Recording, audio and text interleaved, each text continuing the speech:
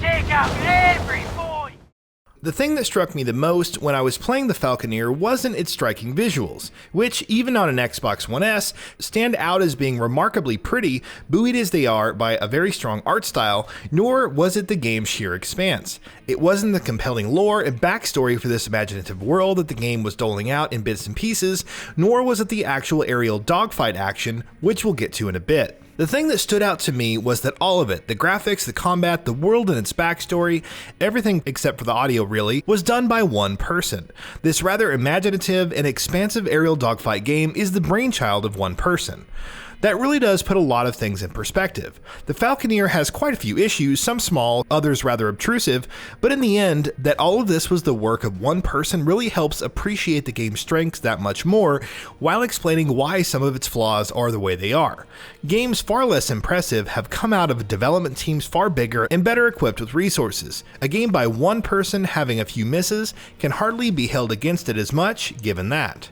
The Falconeer is an aerial combat game. These used to be all the rage not that long ago, although the genre isn't quite as popular now. Nonetheless, even if it were, the Falconeer would stand out. One part of this comes down to its incredibly imaginative setting, a vast ocean world with tiny dotted islands controlled by warring factions, and all relying on the eponymous Falconeers to help guard their turf a bit.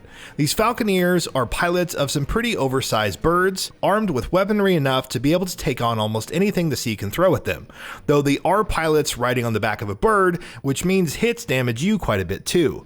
The Falconeer is clearly proud of its setting. Missions are preceded by an overview of the map, with characters explaining the history, politics, culture, economy, or whatever other factor will end up being relevant in your coming mission in voiceovers. Each place ends up being defined well, and though you never really see much of them, you start to get a real feel for these individual cultures in the world, whether it be an imperial center that can barely keep territories under its rule, owing to being impervious in their own ivory tower, or a fringe trading town, which has to deal with the dual concerns of catching the notice of the Empire and having to fend off against pirates and smugglers. It's an extremely rich setting, and the Falconeer uses it to paint a picture of a world perennially in conflict, with these 5 factions barely and tenuously hanging on and surviving.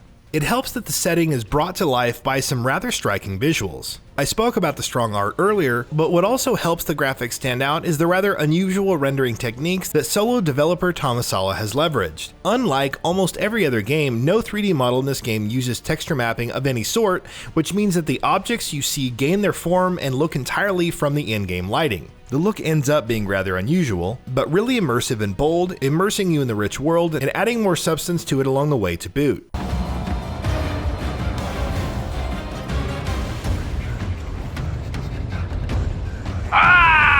If it isn't the Dunkalot! Did you mind us taking your toys? You stank-hard barracuda! Traversing this world on Birdback can feel great, once you finally have a hang for the controls. They're not really difficult to master as far as flying is concerned, and you get a fair degree of customization to further alter them to suit your needs. Everything from slow dives to accelerating, to flapping in place, to barrel rolls is easy to pull off, and a sense of zen-like peace and nirvana can almost set in on you when you're just flying around the world, thanks to the rhythm of the controls and the beauty of the surrounding world. The controls when flying feel elegant. You'll notice I have qualified my praise for the controls by specifying it extends only to the flying controls, and there's a reason for that. For all the elegance that you can experience when flying around, combat feels clumsy and hectic, and not in a good way. Your aiming reticle is mapped to the same analog stick as your turning and movement, not an issue in and of itself. However, the reticle moves extremely slowly relative to your actual movement and turning, extremely slowly. This becomes an issue, creating a disconnect between your quick and rapid turns and movements and the extremely slow aiming, which means that trying to actually fire on target becomes an annoying game of chasing the target across the screen with your slow as molasses reticle in 360 degrees in an effort to actually land a hit on them. The Falconeer actually tries to make some concessions. You have a target lock-on button, for example, as well as a button to reorient yourself with respect to your target instantly. But this scarcely helps when the aiming reticle is still so slow, and when there are so many enemies swarming you from all sides and directions, and when hits can take out a good chunk of your health. Combat is, unfortunately, annoying. I found no way to increase the sensitivity of the aiming reticle in the settings menu, and I tried looking multiple times, which struck me as unfortunate given that the Falconeer otherwise actually tries to accommodate player preference very well. I can imagine this combat actually feeling great on a PC, where the accuracy and movement of a mouse is far beyond the sluggishness of the analog stick, but at least on console, I can say that the combat was my least favorite part of the whole experience, which is a bit of an issue for a dogfighting game. I wager this feels better on an Xbox Series X, where the game will run in a blistering 120 frames per second, because again, that has to help with the reticle movement speed. Unfortunately, on the 1S at least, this meant I was losing battles I had no business of losing far too easily, which, because the game does not employ any checkpoints in its missions, meant that I would have to start the whole mission over from the beginning, no matter how close to the end I was. These annoyances stand at odds with how peaceful and enjoyable simply exploring the world feels. The world of the Falconeer can look empty, but there's actually a fair bit for you to discover, from locations to lore to an understanding of the geopolitics of the Great Ursi, to even abilities and technology that can aid you in combat. It's a surprisingly rich world with a lot on offer, and I would argue the world and simply flying through it on the back of your giant bird is the best part of the package. The Falconeer isn't a full-fledged slam dunk then. However, this brings me back to what I said at the start of this review.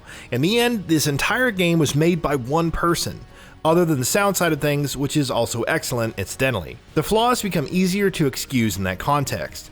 It also helps that the game is budget prices, meaning there is less pressure on it to live up to justifying the value of the purchase of a full-priced game. For the price you pay, the Falconeer has a lot to offer. It looks gorgeous, it's got an intriguing world, and exploring and flying can feel great. The issues with the game's checkpoints and combat unfortunately do drag it down a bit, as does mission design that starts to get repetitive fairly early on, but overall I walked away from the Falconeer feeling impressed. Xbox players have a fair few good games to choose from at launch, while PC players have no shortage of other, albeit older, flight combat games. But I do hope that Xbox and PC players alike give the Falconeer a good look. It's not a home run, but the things it does well, it does really well, and sometimes that can be enough.